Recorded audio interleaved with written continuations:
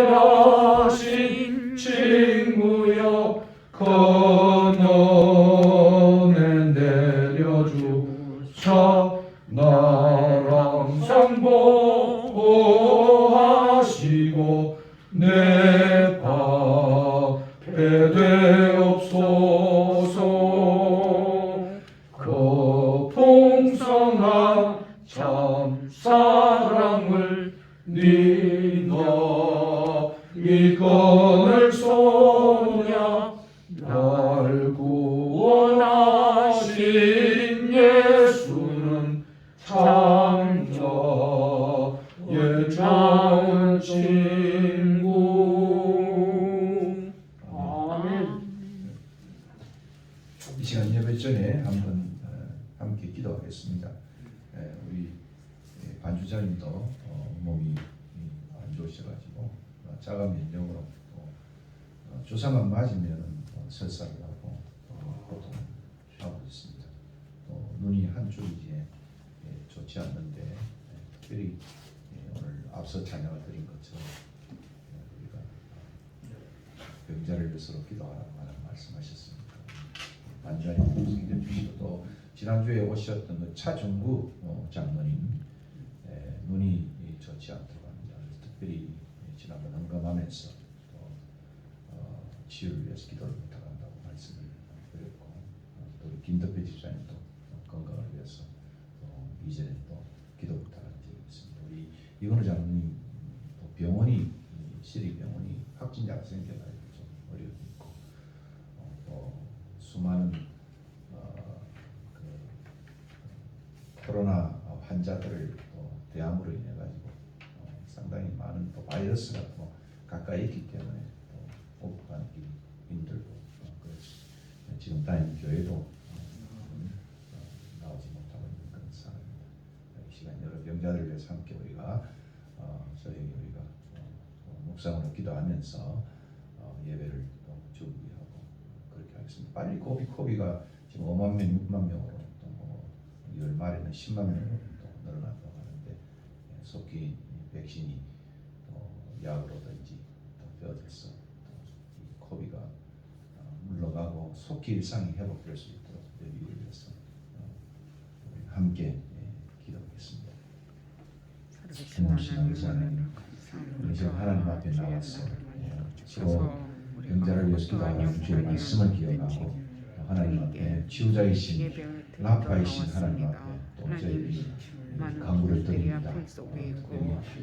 이 코비 사태 정말 2년 벌써 세월이 지나서 이제 멈출 것 같은데도 참구라 이렇게 참으로 많은 사람들이 확진자가 생기고 기저질환자들이 너무나도 어려움을 당하고 특히 나이 많은 사람들이 의심을 따라 그렇게 생명을 잃고 있는 가운데 있습니다. 속히 코비가 멈출 수 있도록 주의 성령의 역사하시니 기도하시고 우리의 부족함과 또 우리의 죄악들을 불쌍히 여기시고 고쳐주시기를 간절히 바라고 원하옵나이다. 하나님의 재앙이 있을 때 다윗이 참으로 아버지 하나님께 기도하며 재앙을 물리쳐달라고 회개하며 자복했던 것처럼 오늘 우리의 민족이 하나님 앞에 특별히 교회가 범죄하며 하나님 앞에 잘 살지 못했던 많은 일들을 놓고 참으로 기도하며 하나님 앞에 울부짖는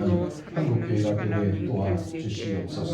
이를 인해서 참으로 예배가 참으로 아버지 하나님 쇠퇴해가지 않도록 역독성을 가질 수 있도록 인도하여 주시기를 간절히 바라고 우리 가운데 아픈 환자들이 많이 있습니다. 특별히 또한 아버지 하나님 우리 반주자님을 데려가여 주셔서 자가면역으로 오랫동안 고생을 하며 또 항암 치료를 하고 있었는데 치료를 할 때마다 참으로 아버지 하나님 몸이 연약하여 여러 모양으로 참 어려운 가운데 싸우니 동의를 베푸시고 특별히 또한 아버지 하나님 은혜를 베푸셔서 치유의 은혜를 베풀어 주시고 인도해 주시기를 간절히 바라고 속히 또 이 예배당에 나와 하나님과 함께 찬양하며 예배드릴 수 있는 그날을 저희들이 꿈꿀 수 있도록 인도해 주시기를 간절히 바라옵고 원합니다. 우리 김대표 지사님도 주님이여 참으로 건강으로 날마다 더욱더 강건하여져서 아버지 하나님이여 참으로 하시는 일에도 지장이 없도록 인도하여 주시고 또 주님이 특별히 치유하여 주셔서 인도해 주시기를 간절히 바라옵고 원합니다. 우리 차근부장님 주님 기억하여 주셔서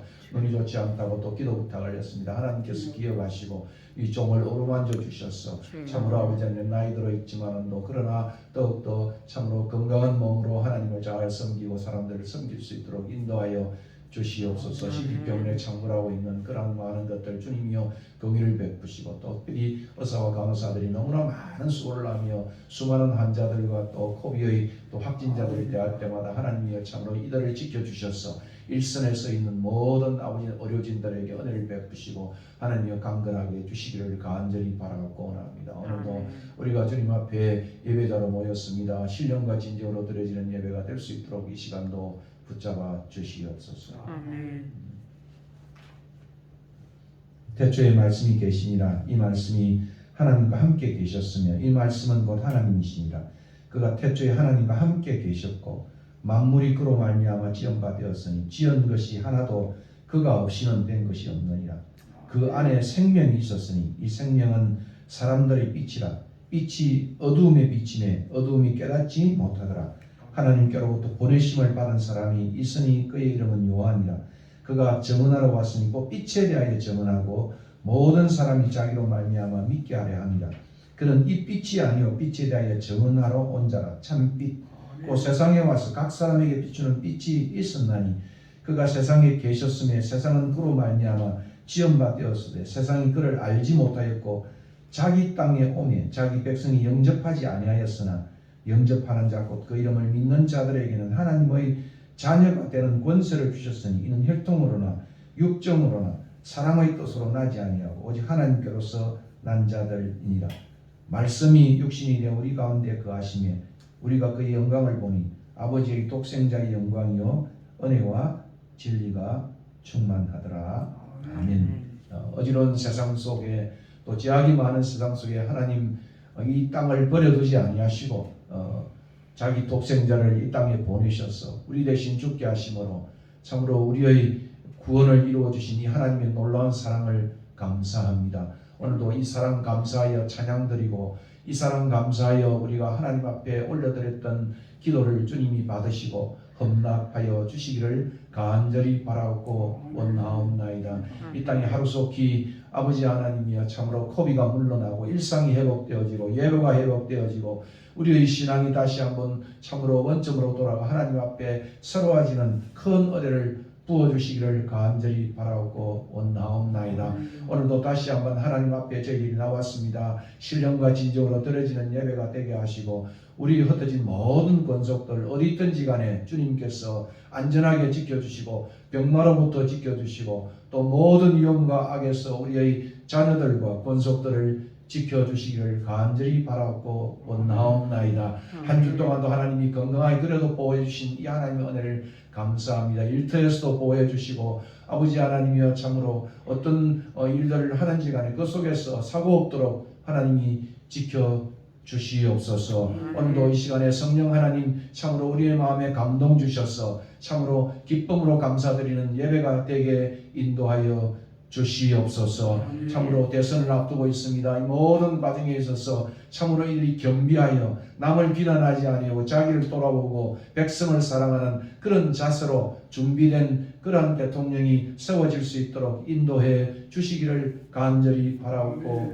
원하옵나이다. 오늘도 우리 가운데 하나님 두세 사람 모인 곳에 자기 이름으로 모인 곳에 함께 하시는 약속을 따라 우리 가운데 거하심을 감사합니다. 우리 찬양을 받아 주시옵소서. 기도를 받아 주시옵소서. 헌금을 받아 주시옵소서. 우리 남은 생도 받아 주시옵소서. 순례자의 집에 이 교회가 세워진 하나님의 뜻이 이루어질 수 있도록 오늘도 예배 속에 함께 하시고 성삼위 하나님 영광 받아 주시옵소서. 예수 그리스도 이름으로 기도하옵나이다. 아멘. 사도신경으로 고백하겠습니다. 전능하사 천지를 만드신 하나님 아버지를 내가 믿사오며 그 외아들 우리 주 예수 그리스도를 믿사오니 이는 성령으로 잉태하사 동정녀 마리아에게 나시고 본딜로 빌라도에게 고난을 받으사 십자가에 못 박혀 죽으시고 장사한 지 사흘 만에 죽은 자 가운데서 다시 살아나시며 하늘에 오르사 전능하신 하나님 우편에 앉아 계시다가 저리로서 산자와 죽은 자를 심판하러 오시리라. 성령을 믿사오며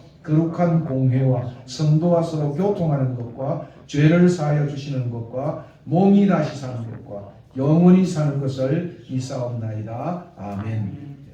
찬송가 35장 찬송하겠습니다.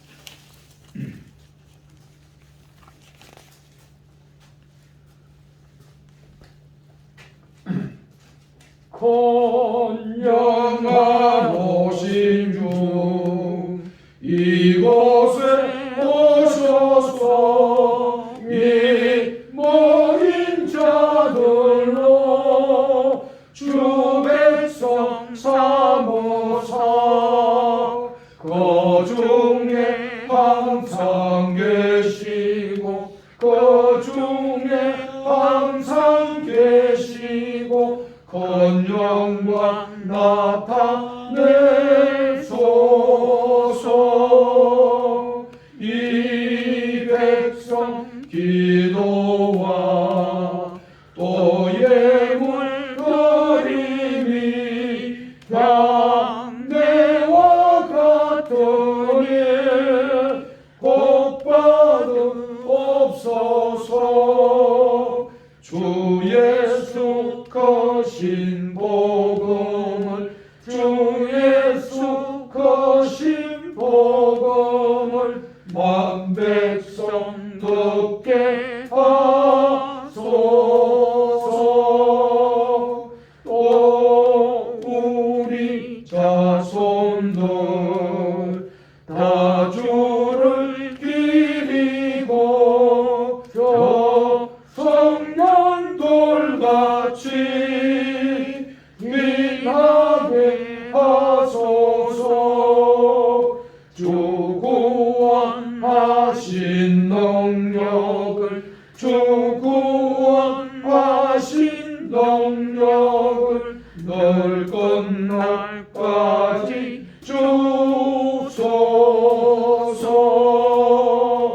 주 믿는 만민이 참 진리 지키며 옛 성도들 같이 주 찬송 받아가 저 천국 보좌 앞에서 저 천국 보좌 앞에서 늘 찬송하게 하소서.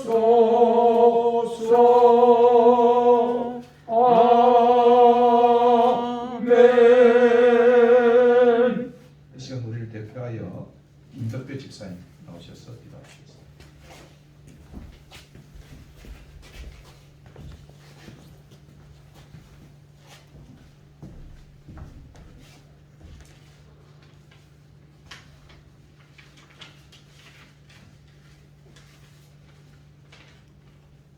할렐루야. 사랑의 하나님 아버지, 거룩한 주일을 허락하시고 예배를 드릴 수 있음에 감사합니다.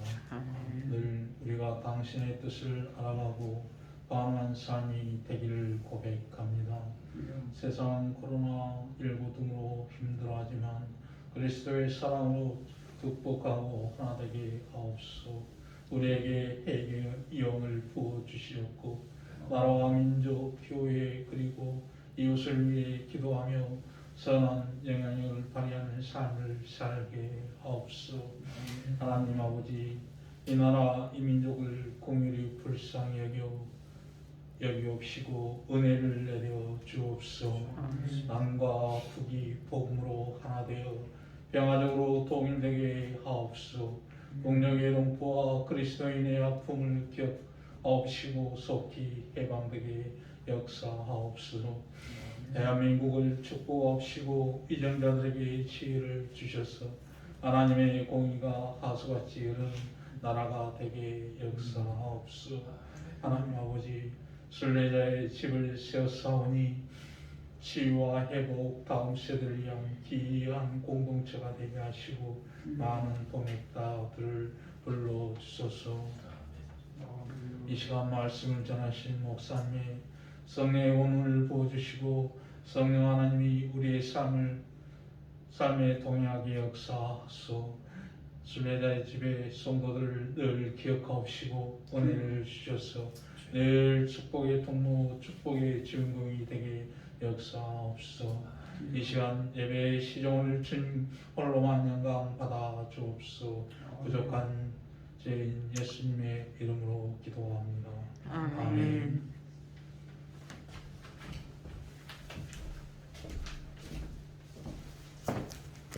찬송가 9장 찬송하겠습니다.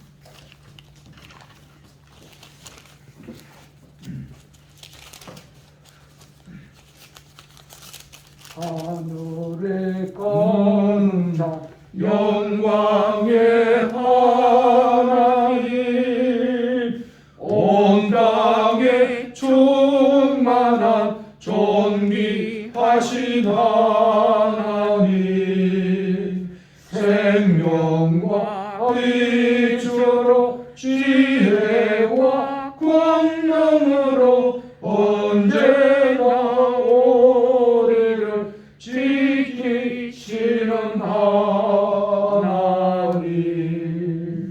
성부와 성자와 성령 삼위의 하나님, 우리 예배를 받아 주시옵소서.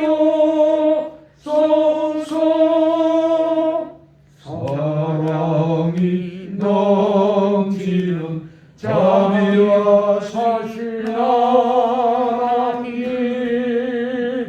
은혜가 풍성한 구원의 하나님, 참회의 심령의 평안을 주시옵고 죄악과 허물을 용서하여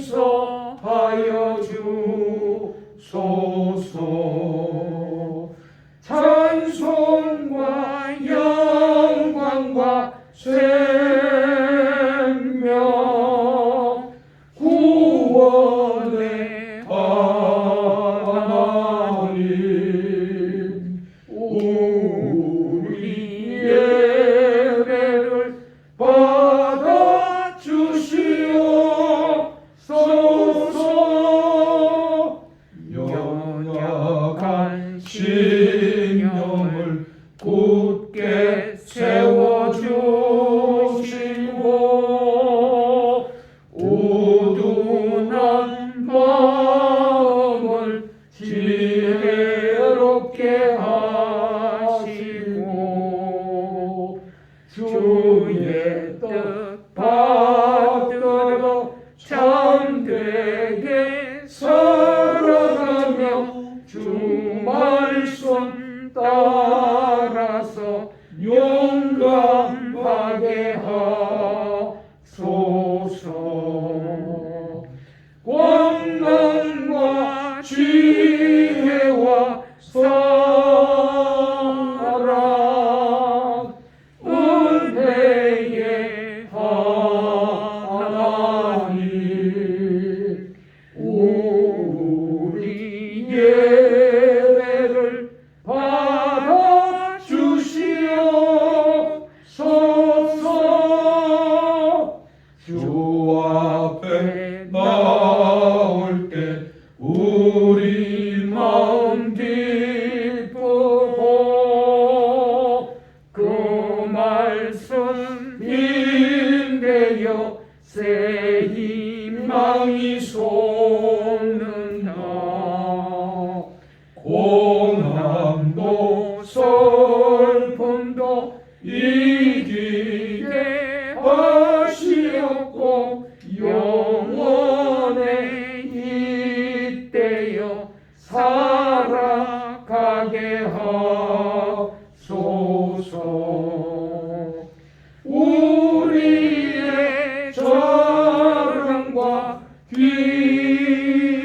기뻐 생명의 하나님 우리 예배를 받아 주시옵소서.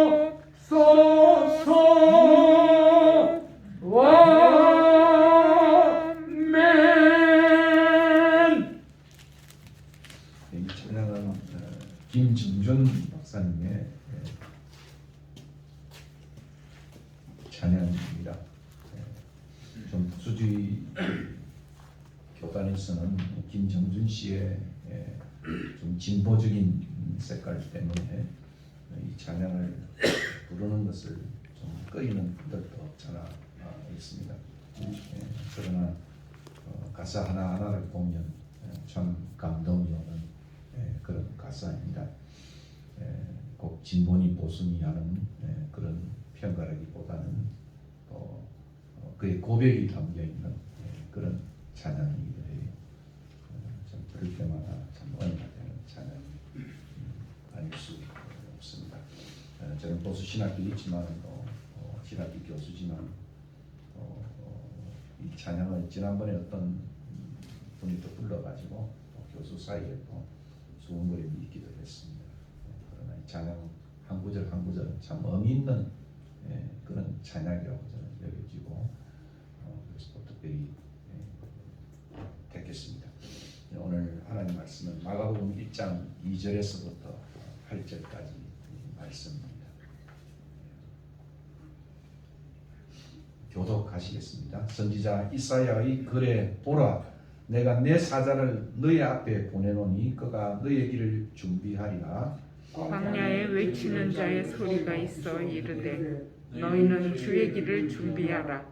그의 오실 길을 보게 하라. 기록된 것과 같이 세례 요한이 광야에 이르러 죄 사함을 받게 하는 회개의 세례를 전파하니 온 유대 지방과 예루살렘 사람이 다 나아가 자기 죄를 자복하고 요단강에서 그에게 세례를 받더라. 요한은 낙타 털옷을 입고 허리에 가죽띠를 띠고 메뚜기와 석청을 먹더라. 그가 전파하여 이르되 나보다 능력 많으신 이가 내 뒤에 오시나니 나는 굽혀 그의 신발 끈을 풀기도 감당하지 못하겠노라. 같이 읽겠습니다. 나는 너희에게 너희에게 물로 세례를 베풀었거니와 그는 너희에게 성령으로 세례를 베푸시리라. 아멘. 정말 말씀 그대로 우리가 주의 길을 준비하는 또 그의 오실 길을 곱게 하는 광야의 소리 세례 요한은 대단히 흥미로운 인물이기도 합니다. 마가는 이 예수님의 복음 하나님의 아들이고 또 메시아이신 이 복음을 소개하면서 다른 복음서와는 달리 여러분 보시면 족보도 기록하지 않고 또 탄생 기사도 없습니다. 그리고 그의 성장되어져 가는 과정도 없이 1절의 제목이 표제가 끝나자마자 그가 소개하는 인물은 세례 요한이었습니다. 가장 복음에 잘 예비되어져 있는 준비된 소리꾼이었습니다. 전령자였습니다. 그리고 그는 우리가 잘 아는 대로 정말 겸손한 사람이었습니다. 세례 요한은 그냥 사라지고 오직 그리스도만 드러나는 우리가 복음을 가장 잘 알리는 우리가 다른 복음서 누가복음이나 마태나 비교해 보아도 세례 요한의 삶은 정말 그는 흥하여 되겠고 난 새하여 되리라. 나는 그의 신들매 정말 불기도 감당하지 못하는 그런 사람이다. 내 뒤에 오실 이 그분을 소개하고 자기는 무대 뒤로 사라지는 정말 하나님의 사람이었습니다. 이 점이 오늘 순례자의 집 교회가 또 우리들이 어떻게 이 땅에 정말 주의 길을 예비하고 또 또 그의 길을 곱게 하는 사역을 해야 될 것인가? 아마 순례자의 빛 교회는 정말 주의 길을 곱게 하는, 또 앞으로 다시 오실 그 주님의 길을 예비하는 그런 사역이 아닐까 생각을 하고, 또 저에게는 또 더없이 정말 세례 요한처럼 주님을 알리다가 또 주님 앞에 서야 되겠다는 그런 생각을 합니다. 나는 너희에게 물로 세례를 베풀었거니와 그는 너희에게 성령으로 세례를 베풀리라. 그렇게 소개하고 있습니다. 특별히 1절의 표제를 우리가 지난 시간에 보았고, 또 오늘은 특별히 구약의 이 인용이죠. 이사야의 글에 그렇게 되어 있지만 사실은 이사야의 글만은 아니에요. 출애굽기와 이사야와 말라기를 다 합쳐 있는 병합되어진 그런 성경의 내용이 여기 2절과 3절의 내용입니다. 결국 세례 요한의 소개할 이 세례 요한, 또 예수를 소개할 이 세례 요한의 사역은 정말 하나님께서 말씀하셨던 그러한 예언의 성취로 보여지고 있습니다. 세례 요한이 오늘 이 본문에 소개하는 것처럼 자기 뒤에 오실 이 그분은 능력 많으신 분, 자기가 훨씬 뛰어나고 능력 많으신 그 예수를 소개하면서 그분은 하나님의 아들이고 메시아라는 사실을 이미 1장 1절에 소개했던 대로 그분을 소개하고 있습니다. 특별한 분이시고 특별한 사역을 하는 분이시다. 오늘 교회는 모르겠어요. 누구에게 초점을 맞춰야 될 것인가? 목회자에게 초점을 맞춰야 될 것인가? 예배당 화려한 건물에 맞춰야 될 것인가? 성도 수에 맞춰야 될 것인가? 그것이 아니죠. 오늘 이 복음의 가장 서두의 모습은 그리스도를 알리는 것, 그리스도를 소개하는 것. 그분이 훨씬 더 능력이 많으신 분이고, 그분은 성령으로 세례를 주실 분이시다.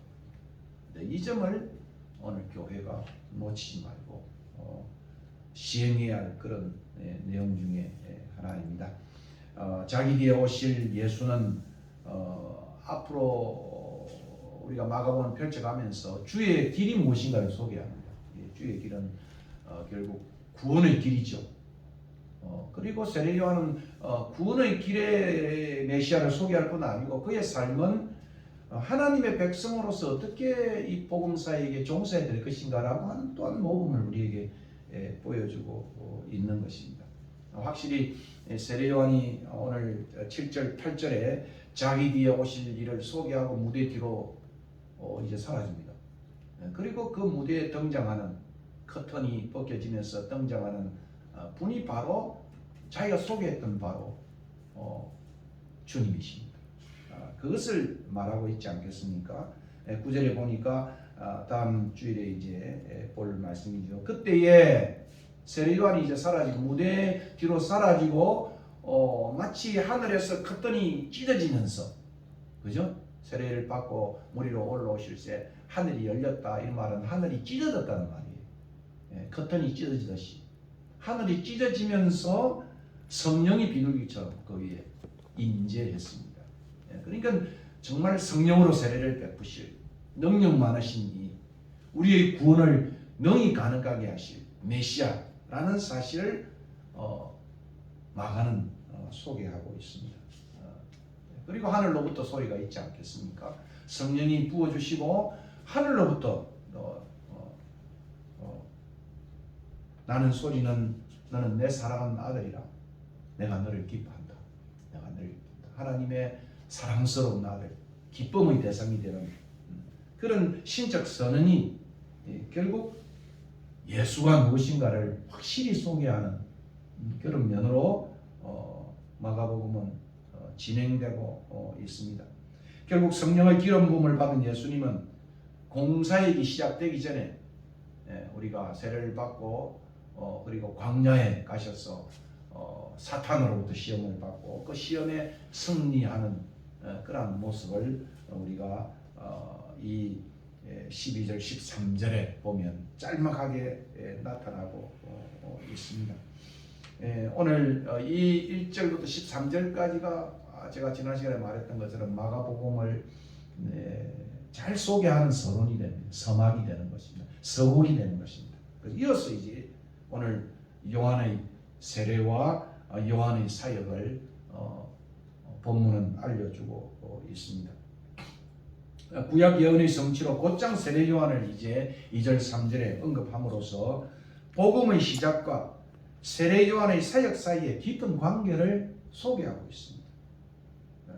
그러니까 이 복음의 시작에 세례 요한이 지금 등장하면서 세례 요한이 퍼박되면서 그 세례 요한을 통해서 알려주는 소식은 바로 내 뒤에 오실 능력이 많으신 분, 성령으로 세례를 주실 분이라고 말하고 있습니다.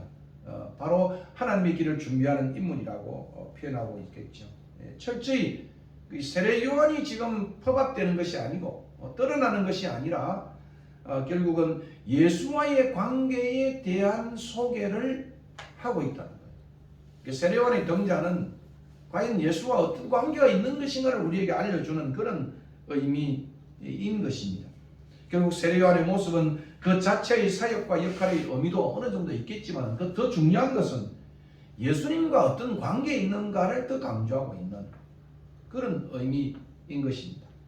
구약의 예언을 따라 세례 요한은 그토록 갈망하는 새 시대의 메시아의 시대, 우리가 1장 14절에 보면 때가 찼고 하나님의 나라가 왔다. 하나님의 나라의 도래겠죠. 메시아 시대의 도래를 알리는 사자로 등장하고 있습니다. 2절 3절 다시 보면 내가 내 사자를 너의 앞에 보내노니 그가 세례 요한이겠죠. 너의 길을 준비하리라. 광야에 외치는 자의 소리가 있어 이르되 너희는 주의 길을 준비하라. 그의 오실 길을 걷게 하라고 말하고 있습니다. 오늘 이 본문은 말라기 3장 1절이 주의 사자로 소개하고 있는 세례 요한을 가리키고 있는 것이고 말라기 4장 5절에는 이 세례 요한은 다시 오신 엘리야로 묘사하고 있습니다. 오늘 세례 요한이 복장과 음식을 보면 디셉 사람 엘리야의 그 모습과 아주 유사한 모습을 우리가 발견할 수가 있겠죠.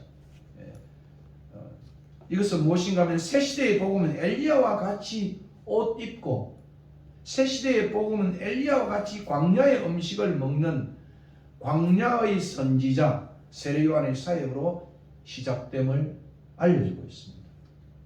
그렇다면 과연 새 시대를 알리는 사자로서 세례 요한의 사역과 삶의 모습은 어떠하며 그 의미는 무엇이고 그것을 성경 말씀을 통해 살펴보고자 합니다. 세례 요한의 근본적인 사역은 무엇입니까? 4절이 소개하고 있잖아요. 기록된 것처럼 4절에 세례 요한이 광야에 이르러서 죄 사함을 받게 하는 회개의 세례를 전파했다. 세례 요한의 사역의 핵심은 죄 사함을 얻게 하는, 죄 사함을 받게 하는 회개의 세례를 전하는 것이 그의 사역의 아주 핵심 사역이라고 말할 수 있겠죠. 결국 회개의 세례는 광야에서 하나님께서 이스라엘과 언약을 갱신하는 표로서 제시되고 있습니다. 여러분 구약 성경을 여러분 많이 이제 쭉 통독해 보시면은 언약이 하나님과 언약을 맺고 그 언약을 그들이 잘 수행하지 못하고 언약이 파기될 때마다 새로운 언약의 갱신을 하지 않습니까? 여러분도 아파트에 산다는가 하면 그 계약을 갱신하듯이 하나님과 맺은 언약이 서로가 잘 지키면 좋은데 지키지 못할 경우에는 언약을 다시 갱신하는 거예요. 그 갱신에는 언제나 회개가 따르게 되어 있어요. 미스바의 운동도 바로 그런 것이죠. 이스라엘 백성들이 하나님을 계명을 잘 순종하고 그 계명대로 그렇게 언약의 백성으로 살아야 하지만 그들이 그렇게 못할 때 계속해서 언약이 리뉴얼되는, 갱신되어지는 그런 과정 속에 있는 가장 중요한 것이 바로 회개였습니다. 회개였어요. 그러니까 온 백성이 여러분이 이스라엘 백성이 출애굽하면서 거기서 시내산에서 언약을 체결하고 가지만 그러나 광야에서 그들이 불신하고 하나님 불순종함으로 인해서 수많은 이제 하나님의 심판과 하나님의 징계 속에 살다가 다시 새로운 약속의 땅으로 들어가기 전에 여러분이 여호수아를 읽어보면 그 3장에 그죠? 거기서 그들이 회개의 세례를 요단강의 세례를 받는 그들이 자복하고 세례를 받는 그런 모습이 나오지 않습니까? 그리고 새로운 왕조가 시작되었을 때도 아까 미스바의 거룩한 회개의 운동을 통해서 신정에서 왕정으로 사무엘을 통해 가지고 정말 그들이 미스바에 모여서 다시 회개함으로 새로운 새 시대를 만든단 말이에요. 그래서 하나님이 직접 다스리는 그러한 신정에서부터 이제는 왕을 통해 다스리는 왕정으로 가기까지 그 내용이 바로 요즘 말하면 적폐의 청산이죠. 사실은 요즘 문 대통령이 17년에 되자마자 제일 첫째가 적폐를 청산하겠다 그렇게 말했지 않습니까? 과연 이것이 적폐의 문제인지 보복의 문제인지 참 논란이 많이 되어지고 최근에 또 윤 후보가 또 적폐의 문제를 끄집어내서 온통 지금 청와대와의 대치관계가 있는데 새로운 시대가 도래할 때마다 옛 것을 청산하고 새로운 시대로 가려면은 옛 유산을 가지고 옛 것을까지 가지고 없단 말입니다.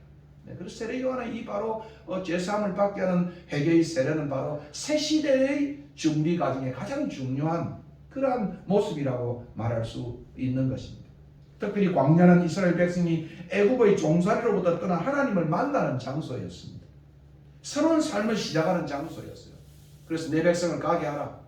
그들이 그 애굽의 종살이에서부터 죄의 억압으로부터 그들이 하나님께서 인도하여서 왜 하나님이 그들을 광야로 인도했겠습니까? 광야에서 다시 하나님을 만나는 거예요. 나와 나에게 예배드리기 위해서. 그죠? 그 시내산에서 하나님 다시 그것이 예배드려서 언약을 체결하지 않습니까? 그것이 바로 광야라는 장소입니다. 광야라는 장소예요. 소명의 장소예요. 소망과 회복의 장소인 것입니다.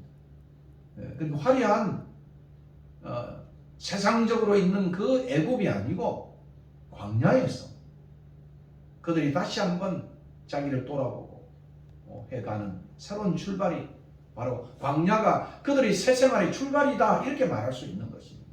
여러분 포로 생활을 할 때도 마찬가지 않습니까?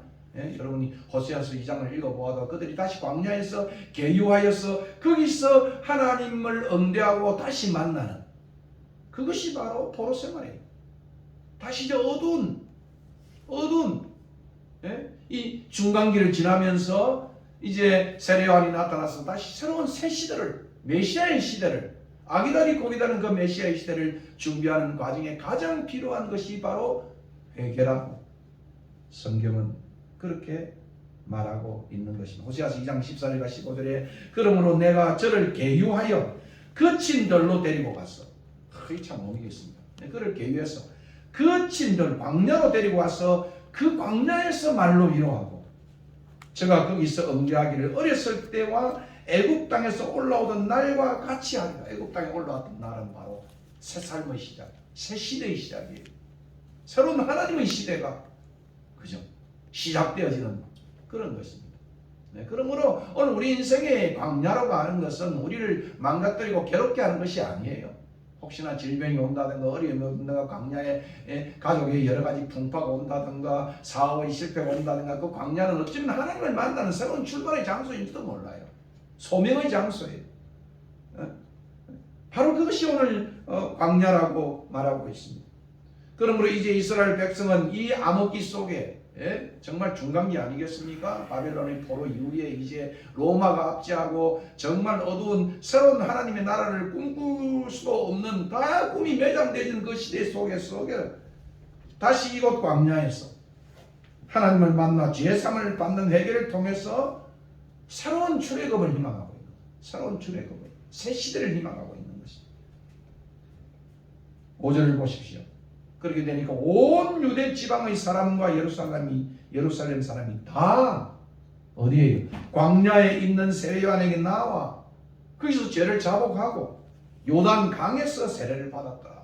결국 광야와 요단 강 출애굽의 가장 중요한 하나의 장소인 것입니다. 예, 요수에서 보면 그죠? 새로운 거룩한 땅을 들어가기 위해서 바로 요단강에서 그들이 세례를 받고 씻음을 받음으로 거룩한 땅에 들어가는 가장 중요한 입교 처음 시작의 장소가 바로 요단강이라고 그렇게 말할 수 있습니다. 오늘 이 본문을 보니까 온 유대 지방의 사람과 예루살렘이 다, 이 말은 무엇이겠습니까? 온 이스라엘이 더럽혀진 상태다 라고 하는 의미예요. 여러분, 세례를 받는 것은 보통 이방의 사람들이 이 세례를 받는다든가 더럽혀진 사람들만 세례를 받는 겁니다. 여러분, 열왕기도 읽어보면 그죠? 문둥병을 앓았던 나아만이 어디입니까? 겨울에 가서 그죠? 씻지 않습니까? 마치 세례의식처럼. 근데 여기 뭐겠습니까? 온 유대 사람과 이스라엘 사람이 다, 그 말은 이미 이스라엘은 정말 온 백성이 다 부패하여 새롭게 언약을 갱신하지 않고는 세상을 시작할 수 없다. 세상을 시작합니다. 그 점을 성경은 알려주고 있는 것입니다. 다시 말하면 결국 현재 이스라엘 영적 상태가 대단히 어두운 상태임이 본문에서 인용되고 암시된 구약시대와 깊이 연관이 되어졌습니다. 아까도 말씀드렸지 않습니까? 아합의 시대의 엘리야의 모습처럼, 포로 시대의 이사야의 모습처럼, 포로 후의 암흑기인 말라기의 모습처럼, 여기 나와 있는 세례 요한의 지금 이 모습과 관계된 것이 엘리야, 이사야의 말, 그죠? 그리고 이제 말라기 선자의 이야기가 바로 그 시대의 모습과 깊이 연관이 되어져 있는 것입니다. 이처럼 광야는 새로운 출발을 기대하는 소망과 소명의 장소로, 거기서 하나님은 자기 백성을 찾아와 회개와 갱신을 통해 새 시대로 나아가는 것입니다. 그러면 오늘 한국교회는 또 새로운 다음 대선을, 새로운 5년을 우리가 꿈꾸면서, 그죠? 우리에게 있어서 계속 우리는 남을 비난하고 남을 허무뜨리고 남을 해가는, 거기에는 새로운 시대의 출발이 있을 수가 없어요. 자기를 돌아보고 참여와 이런 것들이 있어야 되는데, 요즘 대선을 보면 서로 남 비난하는 것으로, 남 깎아내리는 것으로 이래가 새 시대가 도래하겠습니까? 그러다 보니까 우리도 이제는 거기에 막 심성이 취해가지고 오직 남의 흥분만 무엇이냐, 자기 흥분은 돌아보지 않는 이 희한한 시대에 우리가 봉착했다, 이렇게 생각을 합니다. 오늘 교회는 애국의 종살이를 떠났어, 바벨론의 포로 생활을 떠났어, 다시 광야로 나아가 거기서 하나님을 뵙고 회개와 갱신을 통해 새로운 출애굽을 소망하며 새 나라를 꿈꿔야 되는 것입니다. 2022년이 이스라엘에 도착합니다. 또 이렇게 우물쭈물쭈 또 벌써 2달의 세월이 흘러가고 있습니다. 새로운 한 해를 꿈꾸고 또 새로운 교회를 꿈꾸며 저렇게도 돌아보면 참, 이 새로운 시대를 꿈꾸면서 어떻게 우리가 정말 세례 요한이 요구하는 이 하나님의 절대적 요구 앞에 서 있을 것인가, 이게 참 심각한 우리의 회복의, 우리의 부흥의 예비적 단계다, 이런 생각을 해봅니다. 광야 요단강의 세례 요한의 사역을 통해 이런 회개의 세례는 이미 구약에서 보인 대로 거룩한 땅에 들어가기 전에 가져야 할 정결과 갱신의 예비적 단계다, 그렇게 의미를 이미 여호수아를 통해서 말씀을 드렸지 않습니까? 결국 예수의 도리와 함께 임한 하나님의 나라는 회개의 세례를 통하여 준비된 자들이 예수 그리스도에 의해서 주어지는 성령의 세례를 통해서 하나님 백성으로 그 나라 안에 들어가는 것입니다. 그게 회개와 믿음이죠. 그죠? 깊은 회개와 그리스도를 믿는 회개와 믿음이 결국 하나님의 나라의 백성이 되어져가는 두 축이다, 그렇게 말할 수 있는 것입니다. 특별히 여기 언급된 광야 요단강은 언약 갱신의 준비의 장소인 것입니다. 출애굽하여 광야로 나아간 이스라엘 백성이 광야에서 여호와 하나님을 경배하고 언약을 체결한 후에 약속의 거룩한 땅을 앞에 두고 요단강에서 스스로를 성결케 함으로써 거룩한 땅에 들어갈 준비를 한 것처럼, 이제 세례 요한은 그 이스라엘 백성에게 새 시대가 왔다고, 새 나라가 왔다고, 그리스도의 탄생을 통해서 올 이 위대한 하나님의 나라가 거룩한 땅으로 약속되어진 그 나라가 왔다고, 그러기 위해서는 죄사함을 받는, 용서를 받는 회개가 선행되어야 한다고 그런 선포하고 있는 것입니다. 결과적으로 세례 요한의 사역은 주의 길로 언급된 새 시대를 위한 준비로 회개와 갱신을 촉구한 사역이 있습니다. 오늘 한국교회가 마찬가지겠죠. 코비 지금 2년이 지났던 참 어두운 그러한 코비 터널 속에 우리가 갇혀 있는 것 같아요. 벌써 5만 명, 6만 명 지금 퍼져가는데 무슨 뭐 전염병처럼 뭐 이제는 그냥 번져간다고 말하지만은 참 예사롭지 않는 그런 상황입니다. 그리고 많은 기저질환자들과 노인들은 이제 죽어가는 이런 처절한 상황 속에 있는 상황이 오늘의 상황입니다. 오늘 세계의 상황이기도 하겠죠. 그러므로 한국 교회와 사회는 새 시대를 맞이하여 회개와 갱신과 개혁에 기초한 과거와 현재의 이 어둡고 부패한 역사 청산과 역사 바로 세우기를 통해 21세기의 새 시대에 맞을 준비해야 됩니다. 항상 새 시대가 되면 역사를 청산하잖아요. 역사를 바로 세워야 되잖아요. 구시대의 단절을 해야 되는 이건 복수로 단절하는 것이 아니라 자기 성찰로 나아가야 된다.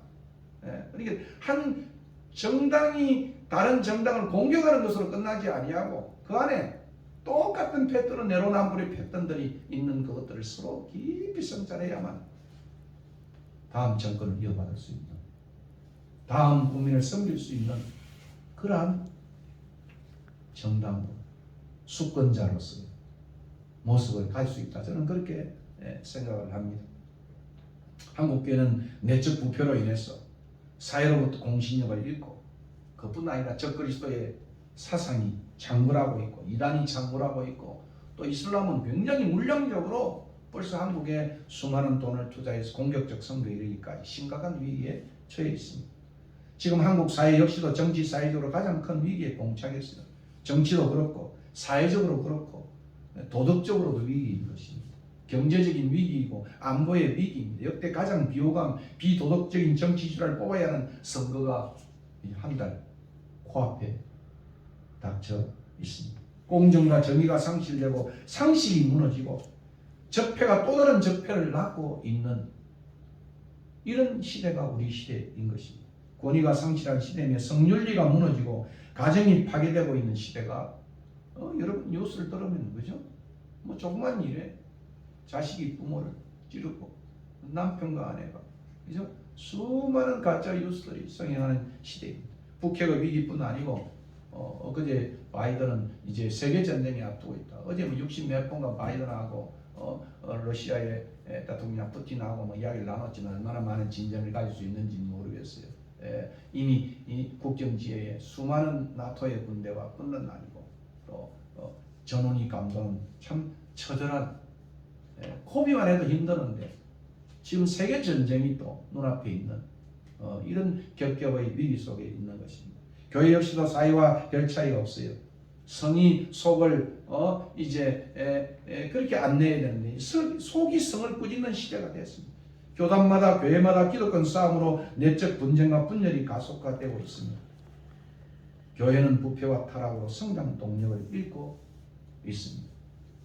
참 교회 안에 있는 새신자들이 참 따뜻하게 해야 되는데 그 안에 분쟁이 되니까 어디 갈 데가 없는 거예요. 갈 데가 없는 거예요. 참 그런 시대가 바로 오늘 우리 시대입니다. 신학교는 미달 상태. 신학교는 겨우 우리가 이 총신이 앞에 있는 신학교는 거의 1대1로 먼저 시험 치면 다 들어가는 시대. 옛날에 시험 쳐도 정말 몇 차를 시험 쳐도 안 되는 그런 시대인데 시험을 치면 다 들어가고 이미 신학대학은 고시는 21명 뽑는데 4명이 있죠. 4명이 있죠. 이런 미달 상태가 오늘 우리 상황인 것입니다. 어찌 고신만이 이게 다른 신학교도 다 통계를 내고 보면 참 안타까운 입장. 자기 성찰과 해결을 통해 지금의 어두운 역사와 단절을 하지 않는다면 새 시대는 결코 그냥 덤으로 오는 거다. 덤으로 오는 것이 아니다. 종말론적 새 시대를 앞두고 세례요한이 외친 죄 사함을 얻게 하는 회개의 세례는 새 시대를 대망하는 우리 모두가 추구할 하나님의 절대적 명령입니다. 절대적 명령. 5절의 이러한 희망이 우리에게도 희망으로 찾아왔으면 좋겠습니다. 온 유대 지방의 사람과 예루살렘 사람이 다 세례요한에 나와 하나님께 나와 또 교회에 나와 자기 죄를 자복하고 그리고 하나님의 능력을 받는 회개의 세례와 성령의 세례는 이 동일하게 같이 가는 거예요. 회개 없이 성령의 능력을 얻을 수가 없는 거 아니겠습니까? 예? 회개한 자에게 하나님이 치유의 은혜를 주시고 능력을 부어주시는 그런 것이 우리 역사 속에 있는 것입니다. 한국 초대교회도 마찬가지입니다. 사도행전의 부흥도 성령이 임하니까 형제야 어찌할까 하는 탄식 속에서 그들이 복음 전파에 가속을 했던 것이 사도행전의 출발이었습니다. 한국 초대교회 부흥도 우리 부흥도 마찬가지예요. 1907년에 일어났던 부흥도 선교사들이 자기의 죄를 고백하고 그날 먼 밤새도록 죄를 고백하고 불이 불덩이처럼 한국의 오순절기 사건이라고 역사는 그렇게 말하고 있는 것입니다. 성령이 오셔서 이와 같은 회개와 부흥의 역사를 이루어주기를 간절히 소원합니다. 이 시대를 향한 거룩하신 성령님의 말할 수 없는 탄식이 있다는 것을 우리가 귀 기울여야 돼요. 제가 이 설교를 준비하면서 참 복음성 노래가 떠올랐어요. 그것이 바로 성령이 오셨네. 성령이 오셨네. 허무한 시절 지날 때 깊은 한숨 내쉴 때 그런 풍경 보시며 탄식하는 분이 있네. 탄식하는 분이 있네. 그와 같이 너희를 버려두지 않으리 내가 너희와 영원히 함께하리라. 억눌린 자, 갇힌 자, 자유이 없는 자, 피난처가 되시는 성령님 계시네. 주의 영이 계신 곳에 참 자유가 있다네. 진리의 영이신 성령이 오셨네. 성령이 오셨네. 성령이 오셨네. 내 주에 보내신 성령이 오셨네. 우리 인생 가운데 친히 찾아오셔서 마지막에 그 나라 꿈꾸게 하셨네. 그 나라 꿈꾸게 하셨네. 성령이 오시라. 우리 마음이 부드러워져요. 정말 돌 같은 마음이 부드러운 마음으로 바뀌어지면서 회개할 마음이 생겨야 된다 이 말이에요. 참 이 은혜가 우리 한국교회에 있으면 좋겠어요. 우리 순례자의 집에도 새해 제가 목표를 좀 작게 잡았어요. 한 20명 올해 20명 20명이 되면 조금 힘이 있을 것 같아요. 지난주에 11분 오셨는데 그죠? 그래도 엉금엉금 앉아서 제법 이게 오늘 이쪽은 우리 제 마누라를 빼고는 오늘 우편에만 자 있고 좌편에는 없잖아요. 20명 정도 앉으면 좀 되겠다. 그래서 20명을 목표로 여러분 기도 제목 그렇게 줬으면 좋겠습니다. 이제 두 번째로 이제 개혁적 삶의 삶을 살았다. 세례 요한 단순히 굉장히 이제 두려움 없는 선포만 있은 것이 아니라 그의 삶의 모습이 그렇다는 말이에요. 그것이 바로 복장과 음식이에요. 교회가 참으로 새 시대의 도래를 꿈꾼다면 세례 요한처럼 회개의 세례를 전하고 갱신의 사역을 시도해야 하는 것입니다. 그러기 위해서는 교회는 세상 사람들이 쉽게 간파할 수 있는 회개와 갱신과 교회에 맞는 삶의 스타일을 유지해야 된다. 삶의 스타일. 확실히 세례 요한 자신이 어떤 일을 해야 할지를 잘 알고 있었기 때문에 거기에 걸맞는 복장과 라이프 스타일을 취하고 있었습니다. 이게 6절입니다. 요한은 낙타 트롯을 입고 허리에 가죽띠를 띠고 메뚜기와 서청을 먹었더라. 그가 개혁을 부르짖고 회개를 부르짖을 때 늘 그의 삶이 개혁과 회개에 합당한 삶의 모습으로 나타났다는 거예요. 이게 참 중요한 겁니다. 여러분 열왕기 1장 8절과 9절을 읽어보면 정말 바락에서 아합의 아들 그죠? 떨어졌잖아요.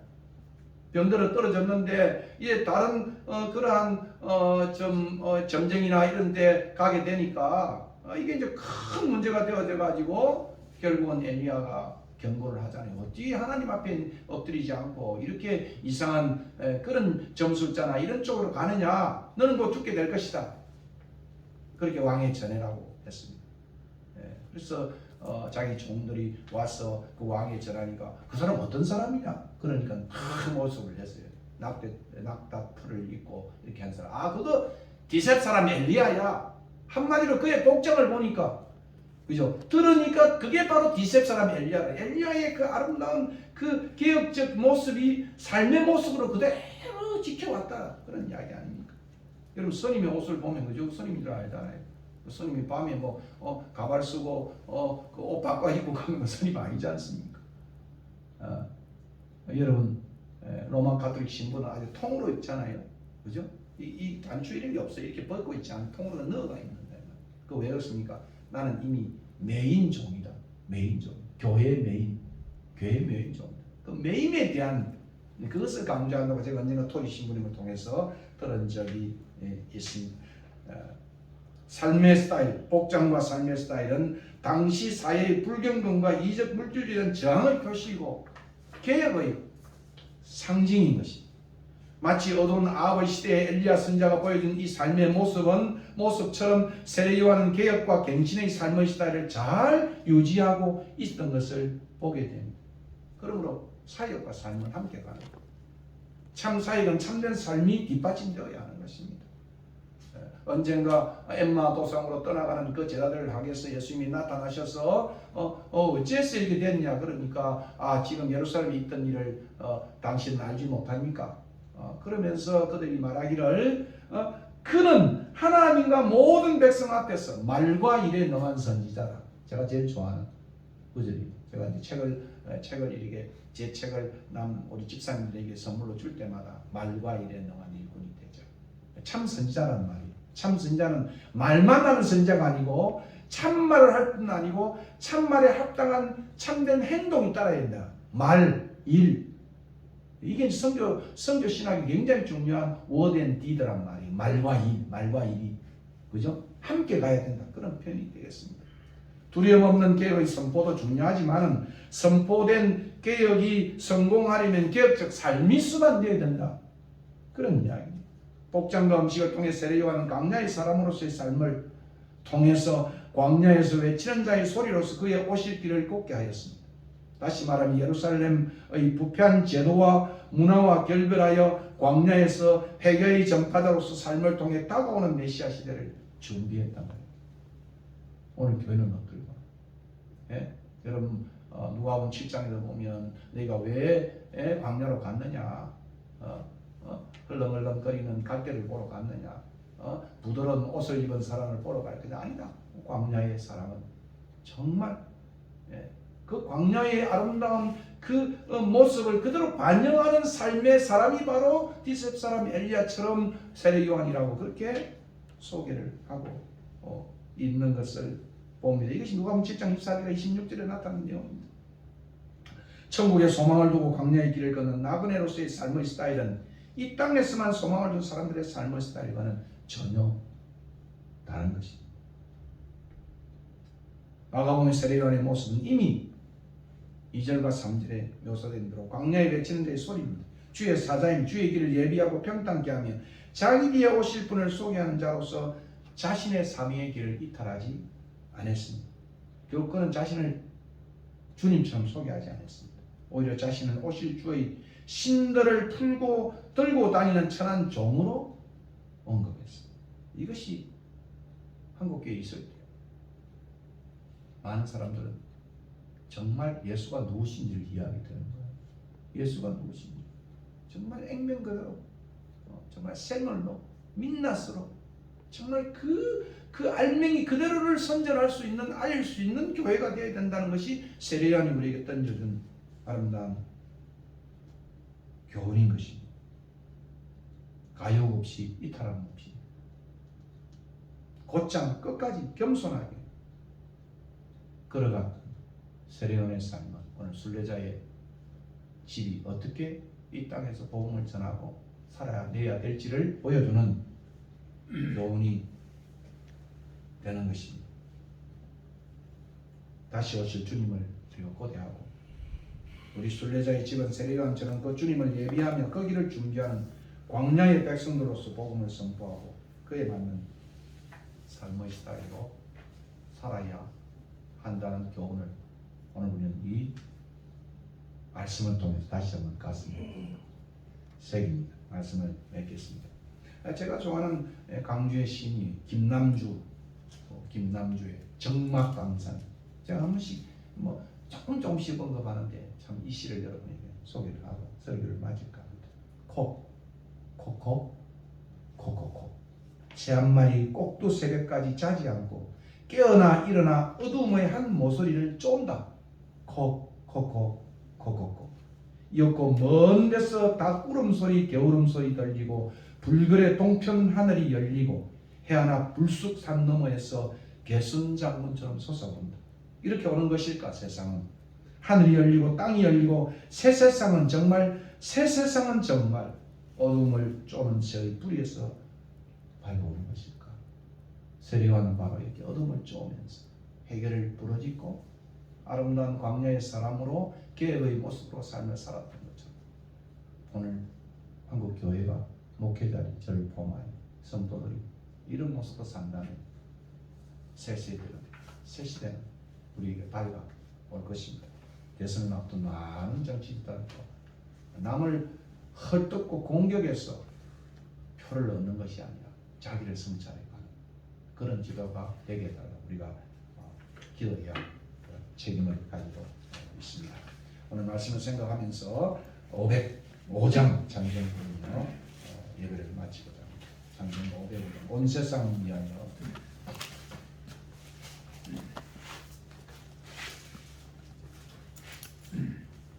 온 세상 위하여 나 복음 전하리 만 백성 모두 나와서 주 말씀 들으라 죄 중에 빠져서 헤매는 자들아 주님의 음성 듣고서 나 구원받으라 전하고 기도해 매일종일 내리라 세상 모든 사람 다 듣고 그 사랑을 보러 온 세상 위하여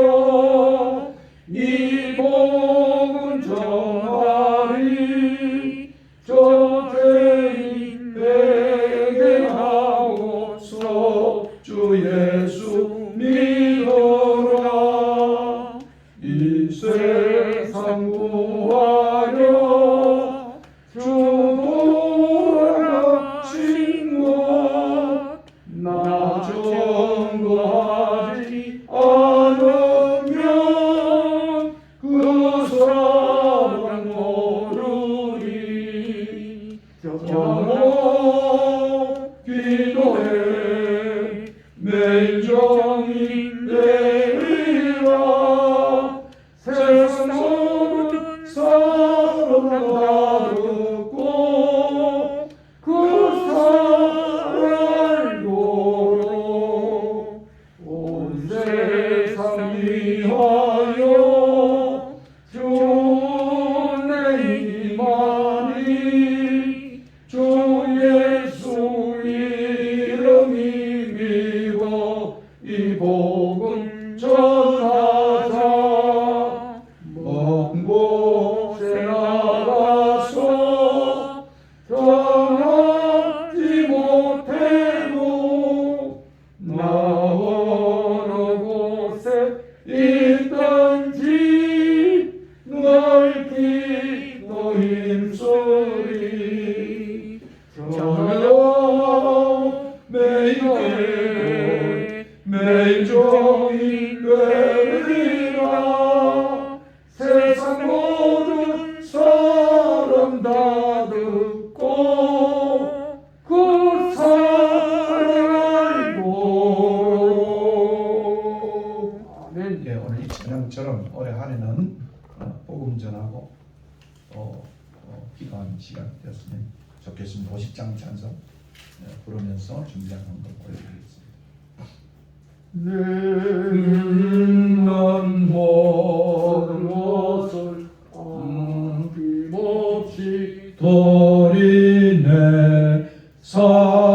사랑하고 의지하여 주만 따라 살리라 주께 드리네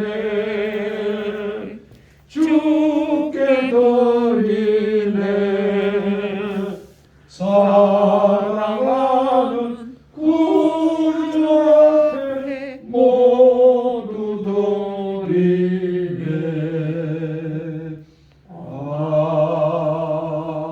아멘. 오늘 말씀 기억하고 또 우리가 찬양 속에서 은혜 받은 축대하 드림으로써 예배 마치겠습니다.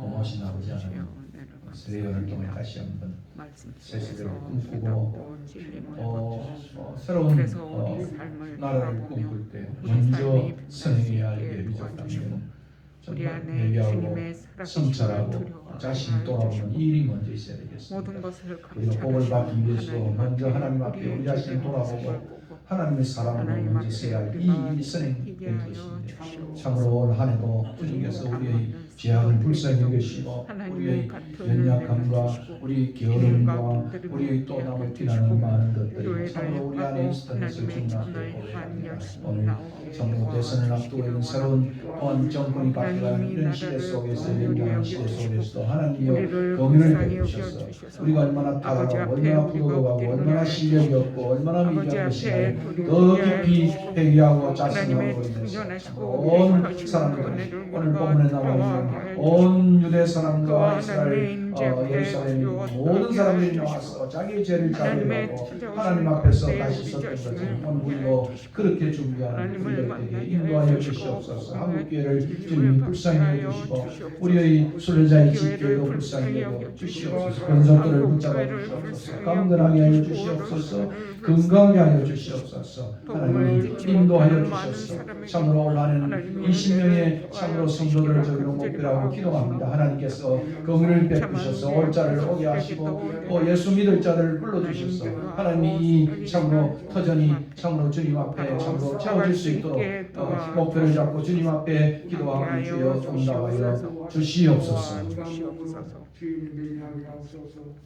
고마우신 하나님 아버지, 이 시간도 다시 한번 세례 요한의 그러한 사역과 삶을 돌아보며 참으로 하나님의 길을 준비하고 곱게 하는 사역을 정말 다시 한번 돌아보게 해주시니 감사합니다. 우리의 순례자의 집교회가 일에 먼저 앞장서게 하시고 한국교회가 코비를 참으로 아버님의 참으로 속에서도 다시 한번 돌아보며 주님 앞에 회개와 자성의 큰 은혜를 더하여 주셔서 서로의 부흥의 씨앗이 될 수 있도록 인도하여 주시옵소서. 사업하는 주의 종들에게 은혜를 베푸시고 강건하게 해주시고 우리의 모든 자녀들이 주님 앞에 참으로 곱게 서는 귀한 한 해가 될 수 있도록 인도하여 주시옵소서.